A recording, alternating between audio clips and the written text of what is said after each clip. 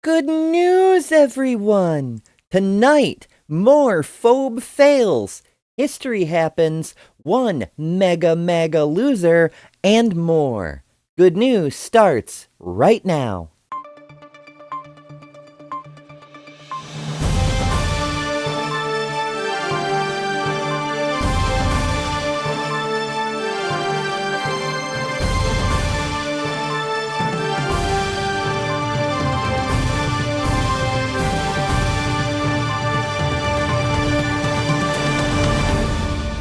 Our first story tonight. Every anti-trans ballot initiative in the state of Colorado fails. From Aaron in the Morning. Last week, Protect Kids Colorado announced at a sparsely attended press conference that all of its anti-transgender ballot initiatives failed to meet the signature requirements to appear on the 2024 ballot. The initiatives included a forced outing bill and a transgender sports ban, as well as a previously failed measure such as banning gender-affirming care for trans youth. Colorado joins a series of states where anti-trans ballot initiatives have failed to meet the signature requirements, indicating potential fatigue on the issue among conservative voters. At the press conference, a speaker announced, quote, "We are striving to make Colorado a safer place to live for families and children. Despite falling short of the required signatures to make the 2024 ballot, we consider this ballot initiative effort a major success." The only video of the press conference appeared on a small YouTube account, which briefly panned to show only 2 other people attending. The group was responsible for 2 ballot initiatives approved for signature collection. The first, titled Parental Notification of Gender Incongruence, would have required public school employees to notify parents of any observed gender incongruence among students, effectively instituting a forced outing policy. However, unlike similar policies, this effort would take things a step further by effectively forcing an enforcement of gender stereotypes onto children. The second, titled Public Athletic Programs for Minors, aimed to bar transgender individuals from participating in sports according to their gender identity. Other initiatives, such as Prohibit Certain Medical Procedures for Minors, which sought to ban gender-affirming care in the state, had failed earlier in the process. The initiatives were heavily promoted by SPLC-designated hate groups and anti-transgender activists. Riley Gaines, for instance, called on parents, coaches, and spiritual leaders to support the initiative efforts. Chloe Cole, widely acknowledged grifter, who had pushed similar failed initiatives in California, also boosted the organization on her Twitter account. Gays Against Groomers Colorado posted the most widely viewed announcement stating, quote, "Although we were not successful in this round to get these issues onto the ballot, we were successful in educating Colorado voters about what is happening to children and motivating parents to become involved." Well, they're right about that. We're seeing more and more parents become trans rights activists by the day. Because the simple message that even conservatives believe in is leave the kids the hell alone. Continuing on, anti-transgender ballot initiatives, once touted by influential activists as the next front in targeting transgender people, have faced significant setbacks in recent months. In Arizona, Republican Senator Ken Bennett cast the deciding vote against a ballot referendum that would have banned transgender youth from using bathrooms. He expressed concerns about the constitutionality of the bill and mentioned in a separate hearing that he had family members who would be affected. Had he voted in favor of the bill, the question would have appeared on the 2024 ballot. And that's important to note, because while more people are realizing they have friends and family who would be affected by these insane laws, the fact that one representative happened to think of his distant kin, that's no way to run a government. Fortunately, anti-transgender politics are becoming increasingly unpopular in polls. While public opinion can vary based on poll wording, a broader consensus is emerging. Anti-trans measures are widely seen as a distraction. A recent LA Times poll found that 77% of voters believe elected officials use transgender issues to divert attention from more pressing problems. The poll also showed significant opposition to forced outing policies. A recent Navigator poll indicated that Democrats are favored on LGBTQ plus issues and protecting children, with respondents believing that gender-affirming care for transgender youth should be decided by patients, families, and doctors. Additionally, people have a hard time taking the conservative viewpoint seriously while they're simultaneously covering for the actual child predators on their stages. When asked about the failure of this particular set of ballot initiatives in Colorado, transgender state representative Brianna Titone said, quote, "Coloradans knew better than to sign a ballot petition supported by the Colorado GOP. Their obsession with hating the LGBTQ, and particularly the trans community, has been put on full display recently, resulting in people denouncing and leaving the Republican Party. The failure of these ballot initiatives proved that these measures and many of the views of the GOP are out of step with the values of most Coloradoans. The fact that they could not get enough signatures, barely half of what was required to even be placed on the ballot, shows they lack support from everyday voters. The extremist views, like those of their Christian nationalist kin, are not those of the Mile High State." Next up, teachers' unions versus Florida. From Flagger Live. Accusing Florida of dangerous political theater, state and national teachers' unions have urged an appeals court to side with a transgender Hillsborough County teacher who challenged a law requiring educators to use pronouns that align with their sex assigned at birth.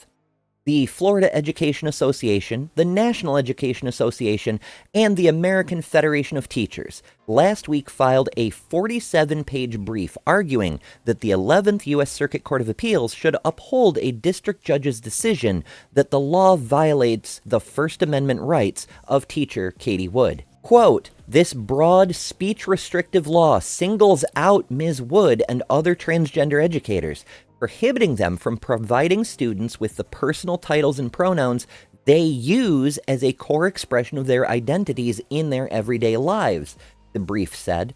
The First Amendment forbids such laws.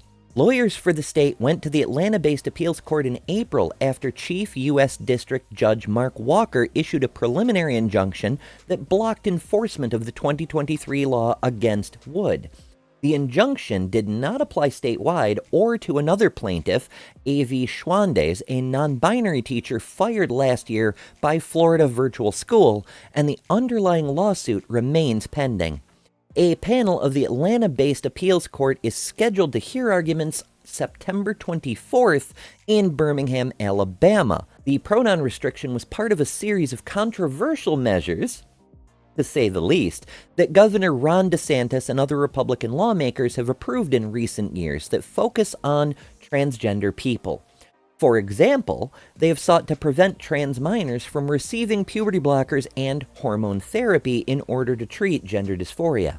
The appeals court case centers on part of the 2023 law that says a school employee, quote, "may not provide to a student his or her preferred personal title or pronouns if such preferred personal title or pronouns do not correspond to his or her sex," with the caveat that the state specifically defines sex as whatever happened to be assigned at birth. In a June brief filed at the appeals court, lawyers for the state said public school systems have the authority to regulate the speech of employees. The teachers' unions offer this basic argument that, simply put, Ms. Wood, like all school employees, uses personal pronouns and titles, she, her, and Ms., to refer to herself in every aspect of her interactions with others in the workplace, just as we all do in every aspect of our lives. These pronouns and titles do not owe their existence to her responsibilities as a public employee. The brief also contended that the, quote, "mandate that transgender educators misidentify themselves is part of a broader effort in Florida to withdraw signs of inclusion in schools, including bans on inclusive symbols such as the pride flag and book bans that are easily weaponized against LGBTQ+ books and authors." Laws that target the speech and viewpoints of a vulnerable minority group based on ignorance, fear, or a desire to harm are unconstitutional. The pronoun restriction is such a law, and certainly not the only one Florida has enacted in recent years. Unfortunately, Florida's public school students, families, and educators are once again the ones who bear the brunt of this dangerous political theater. And however the case turns out, all of that is a matter of legal record. Next, Missouri's MAGA candidate fails by a huge margin. From Pink News. It turns out that burning LGBTQ+ books with a flamethrower and telling locals that they're weak and gay if they don't vote for you wasn't the recipe for success that Valentina Gomez hoped it would be. The controversial Republican candidate lost the 2024 Missouri Secretary of State primary election on August 6th by a huge margin. Her defeat follows the release of a bizarre campaign video in which she told voters not to be weak and gay while jogging through a historically LGBTQ+ neighborhood. The clip, which tagged Andrew Tate and his brother Tristan, concluded by showing a photo of Gomez proudly holding a gun before ending on her, quote, "woman on a mission" campaign poster. In June, she took to social media to hit out at Democrat Barbara Pfeiffer, a former United Methodist pastor who now sits in the House State of Representatives and is also running for Secretary of State, tweeting, quote, "You have a trans grandchild. That means you raised a groomer. You failed your children and they failed your grandchildren. Also, you're irrelevant and belong in a nursing home." Also in June, Gomez implied that WNBA player Brittany Griner is anti-American, calling her an unpatriotic lesbian who should be rotting in Russian prison. Her shenanigans online, specifically on TikTok and Elon Musk's platform, are numerous. But her social media bio sums up the failed candidate perhaps most succinctly, saying, quote, "Christ is king, MAGA, America first." However, despite all her chicanery and far-right extremist homophobic and transphobic rhetoric, Gomez, who is 25, only received 47,000 votes in the primary, accounting for just 7.4% of the total. In a recent Instagram video titled, "I just voted for myself," the top comment reads, "I'm not sure if you saw, but you lost. By a lot." And while news like that is always music to our ears, the fact that it happened in Missouri is just extra delicious. Next up, San Francisco leads the nation in celebrating Transgender History Month. From Local News Matters, members and supporters of San Francisco's transgender community joined Mayor London Breed and State Senator Scott Wiener to kick off the third annual Transgender History Month by raising the transgender flag over City Hall. In 2021, Mayor Breed declared August as Transgender History Month, making San Francisco the first city in the nation to do so. She also established an Office of Transgender Initiatives and the world's first transgender district. After the pink and blue transgender flag was raised last Thursday, city officials and LGBTQ+ community leaders gave speeches discussing the importance of Transgender History Month and San Francisco's position as a leading force for LGBTQ+ rights. Mayor Breed said, quote, "I appreciate how unique San Francisco is because of how this community has uplifted the movement around trans rights in the country. You make San Francisco a model for the rest of the nation to follow." Senator Wiener is also well known for his advocacy of LGBTQ+ rights. For example, last month, when Governor Gavin Newsom signed legislation that prohibits school districts from requiring school officials to notify parents if their child comes out as transgender or gay, Wiener was a firm supporter of the bill. He said, quote, "We passed and the governor signed into law legislation to ban forced outing policies. We don't allow school districts in California to force teachers to out these kids to their parents.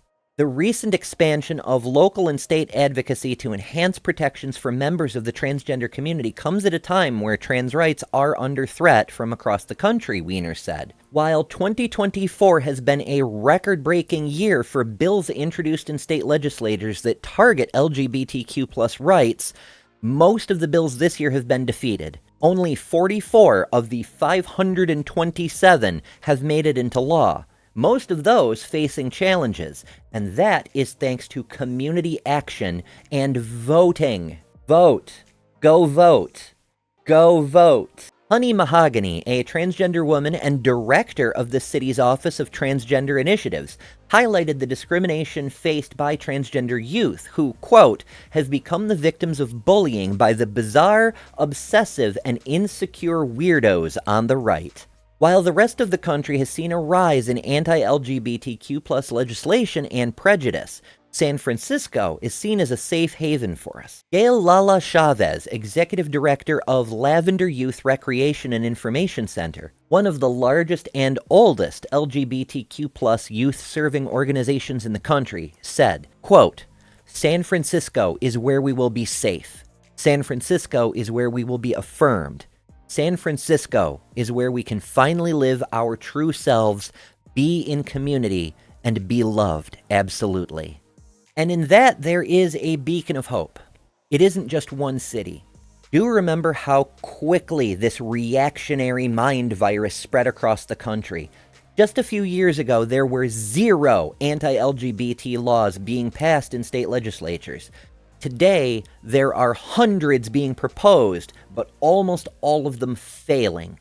As quickly as the fires of hate spread, so too can the calm waters of dignity and acceptance put them out, if we stand up and make our voices heard. And our top story, Imana Khalif wins gold. While not technically trans news, considering all the gender Nazis tried to pile on her, demonstrating that transphobia is often just misogyny with apologetics, we women are so here for her win. From Aaron in the Morning, on Friday, cisgender Algerian female boxer Amin Khalif secured gold in the final match of her weight class, defying far-right critics who have falsely claimed she is a man, despite being assigned female at birth and living her entire life as a woman. Khalif faced a barrage of attacks questioning her gender. However, her participation was met with overwhelming support and cheers as she entered the arena and ultimately won her match. The championship match started slowly and seemed evenly balanced, with Khalif narrowly taking the first round. In the second round, however, Khalif dominated, landing decisive blows as the announcers observed that the crowd was clearly behind her. By the end of the third round, it was evident that she had won, maintaining her dominance throughout the competition. When the final announcement declared her the winner, the crowd erupted in celebration. Khalif's victory comes after she faced intense criticism from far-right activists, major political figures, and opponents of transgender participation in sports. Despite never having transitioned genders, these critics labeled the cisgender female boxer as a man, including Donald Trump, who responded to Khalif's previous win by declaring, "I will keep men out of women's sports." Jay Rowling posting a picture of Khalif stating, quote, "Could any picture sum up our new men's rights movement better? The smirk of a male who knows he's protected by a misogynist sporting establishment, enjoying the distress of a woman he's just punched in the head and whose life ambition he's just shattered." Others joining in included Elon Musk, Riley Gaines, and J.D. Vance, among many, many others. Disinformation about her gender identity even spread to major outlets, including the Boston Globe, which inaccurately referred to her as transgender. The paper quickly issued a major retraction of the claim, publishing, Quote, a significant error was made in a headline on a story in Friday's print sports section about Algerian boxer Imani Khalif, incorrectly describing her as transgender. She is not. Additionally, our initial correction of this error neglected to note that she was born female. We recognize the magnitude of this mistake and have corrected it in the e-paper, the electronic version of the printed Globe.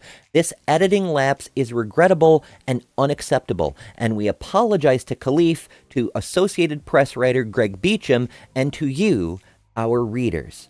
After Khalif's previous match, she remained defiant, stating, quote, I dedicate this medal to the world and to all the Arabs, and I tell you, long live Algeria. I want to tell the entire world that I am female and I will remain a female. Viewers may recall that the original claim about Khalif's sex eligibility arose when the scandal-plagued International Boxing Association ruled her out of competition, alleging that she had failed an unspecified gender test after defeating a previously undefeated Russian boxer. Notably, the IBA is presided over by Umar Kremlev of Russia, an associate of President Putin. In 2023, the International Olympic Committee voted to de-recognize the IBA due to concerns about corruption, governance, and judging controversies. According to Kremlev, Khalif was disqualified from the IBA for, quote, having XY chromosomes.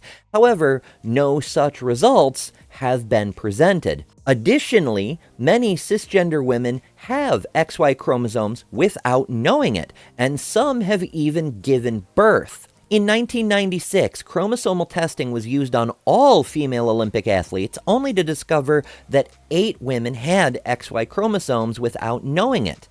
Chromosomal sex testing has subsequently been discontinued. Khalif's victory stands as a pivotal moment in the ongoing conversation about sex and gender. While anti-trans activists may argue that sex is as simple as XY chromosomes, the reality is far more complex. In their shameless effort to stoke outrage against transgender individuals, the far-right transphobes attempted to tear down a young female athlete. They took the mask off and revealed that whether they call themselves Republicans or TERFs or anything else, they simply hate women, both trans and cis, and they do not care. But those efforts have failed publicly and spectacularly, and Khalif now holds a gold medal that can never be taken from her, and the echoes of the crowd's cheers will forever drown out the hateful rhetoric. If you enjoy content like this, make sure to subscribe. Support our work by becoming a patron at patreon.com/TheTransPositions and reap heaps of benefits. Our meme of the week was posted by Bumblebee, and if you want to soak up some schadenfreude at a transphobe's expense, join us on Discord.